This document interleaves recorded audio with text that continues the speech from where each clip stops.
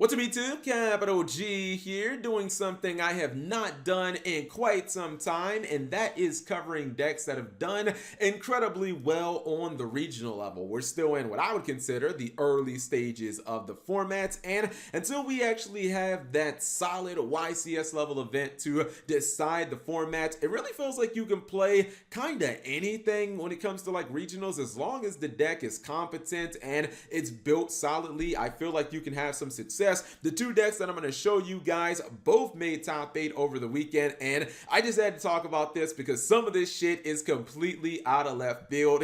You guys can see a Madman took Zoodiac to a regionals and actually ended up making top 8. This is madness. I almost looked at this and I was like, what year are we in? Someone's playing Zoodiac, no Trident, no Broad Bull, no problem. And shout outs to the channels that had these, Luxury Gaming, also APS. I'll have their channel links in the description, and I'll have both of these videos in the description, the duelist names and all that good stuff. But I wanted to go ahead and talk about these decks for a minute because I find this to be pretty damn fascinating. The first one is Zoodiac, and as soon as I got over the fact that someone took Zoodiac to a competitive event in 2020, I immediately noticed that this deck was built very, very similarly to the Goki deck that made top 16s at the Pro Play Games Invitational. And this kind of shows you that this might be a blueprint that can be successful, at least if you're just playing maybe at like a 9-round event. I don't know how it would work at a 1500 plus like YCS level event, but a smaller event definitely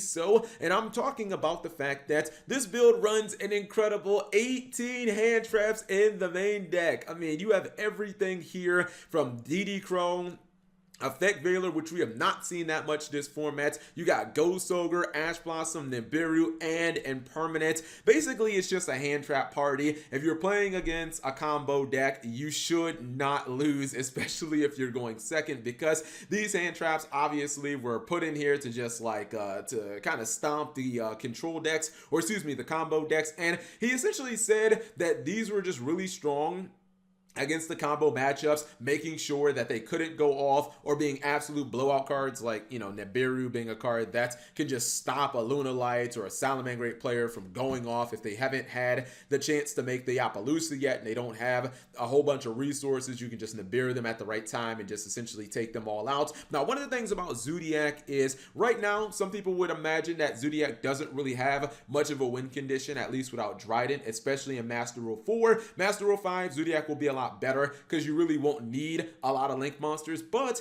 the irony is the win condition actually is a link monster. If you guys play a lot of the archetypes that are XC based, you might know about the Infinite Tracks or the Infinite Track Fortress Megaclops. I know about this card because I've seen tons of duels that you guys have sent me. This card is amazing. It's a Link 3, but it has a whopping 4,000 attack. You can just summon it with 3 XC monsters. Obviously, Zoodiac can do that. They can kind of cheat around Master Rule 4 a little bit with Zoodiac Chakanai because she can summon the XCs back from the graveyard. Again, this will all be a lot easier in Master Rule 5 when you don't even need to like have some of the other subsequent link monsters. But this card basically it's immune to all monster effects unless they're XC monsters, and let's be real, outside of Dengirsu, I can't think of any relevant XC monsters that can actually kill this. No one's playing things like Castel or anything like that. This card can revive any XC monster in your graveyard. Then you also target a card on your opponent's field and you summon that XC monster back, and at the same time you attach your opponent's card to that card as material. This is why Trident would be so insane in this deck, because you'd be able to summon Trident back, have a disruption during your opponent's turn,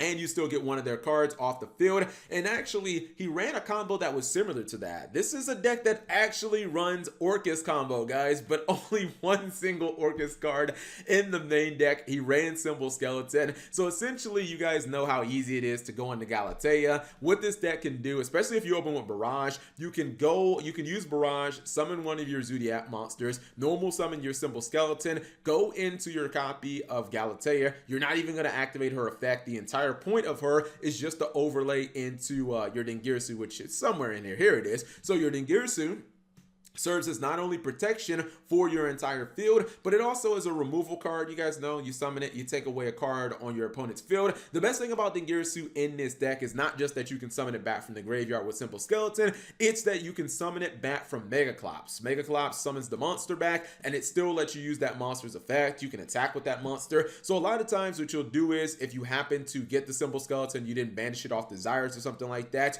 you can reborn it from Megaclops. Its effect will trigger. You take away one of your opponent's cards on field, and at the same time you're able to, potentially, or you're able to suck up another card. I guess if your opponent doesn't have any cards on field, you could potentially reattach the skeleton and just use the combo over and over every single time that your Dingirsu dies. Also, your Dingirsu protects your Megaclops from removal cards. Like if your opponent has like Lightning Storm or Regeki Storm, the new card from Ignition Assault, it's like a nice little protection. Now I think that he said that this deck's weakness right now is basically control decks, because you're running 18 hand traps, and let's be real, some of these hand traps like Nibiru, DD Crow, they're just not playable in my opinion against like Altergeist or Guru Control. Like you might not even be able to resolve these cards essentially. But if you look at the side deck, he basically committed almost the entire side deck to spell and trap removal. So if you do happen to run into a control matchup, or you're running into a matchup that uses a whole bunch of spells and traps like pendulums, then that's when you just bring in like all of these cards and you side out the hand traps that are not going to be very effective in those matchups. He even sided, it's insane that this deck could run potentially 21 hand traps in the main, siding Skullmeister as well, as if DD Crow times 3 wasn't enough. I think that's amazing. Now, I think that when Master Rule 5 comes along, I think some of these Link monsters like Gravity Controller, which is mainly in here just to kind of free up your extra monster zone. Like I feel like you won't even need this card in MR5, and it does definitely show you two things. Number one, if you run enough hand traps and you have the right matchups, you can beat a lot of the combo decks, Luna Lights, Heroes, Orcus, and Salaman Great Spiral, etc. And it also shows you that Zoodiac can still grind. That's why he said he didn't run Droll and Lockbird, is he said that this was essentially a grind deck. Also, Pot of Avarice it's like a low-key mini buff to this deck. We know how many cards you can overlay on a Zoodiac monster in one turn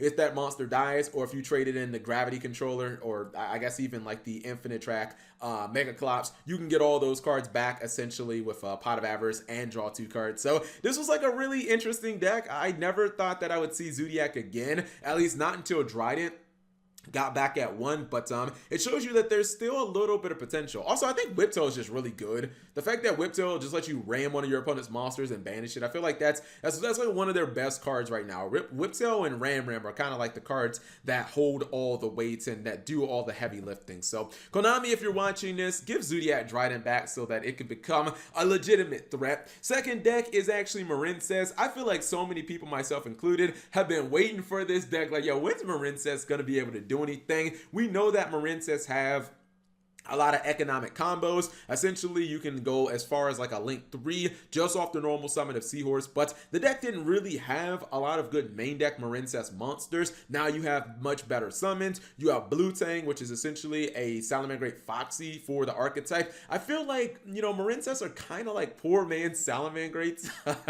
I hate to say that, but now they got some good normal summons. Blue Tang is excellent of a normal summon because it can add any of your excavated Marincess monsters. I think you excavate 3. You also have Pascalis. This card's fairly new. This card is it's like Elemental Hero Solid Soldier for Marincess. It lets you special summon one of your guys from your hand. And then you also have the Mandarin. This card, I imagine, is just best for fodder. Like if you want to use something like Signet Mining, because it can special summon itself when you have 2 or more Marincess monsters to a Link monster's Link points, but it can activate from the graveyard. So that's why I'm like, yeah, you probably just you don't want to normal summon this card ever. Like I would probably, I think everything in this deck is better than normal summon.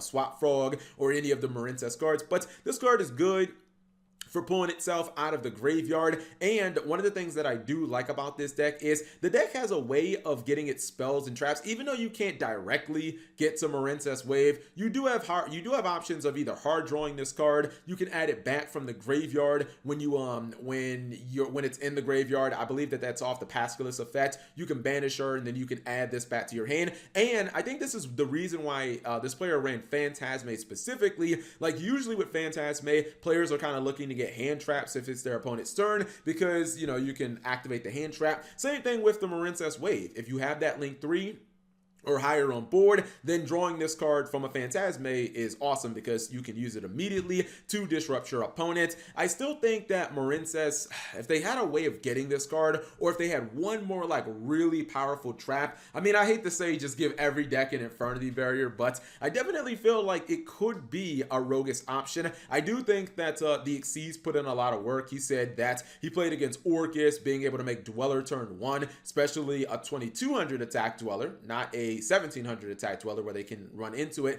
He said that essentially won him the matchup. You do have the ability to make Totally Awesome in this deck. That is the negation, I guess, that you would kind of need, because I think this deck is a little weak to evenly match. Your Marincess Battle Ocean is like one of the cards that you kind of have to keep protected if you want to have that Towers-like effect. If you summon Wonder Heart using Crystal Hearts, then you have a huge monster on field that your opponent cannot destroy by battle. It becomes unaffected by everything, but it's only as long as you keep this card specifically on the field.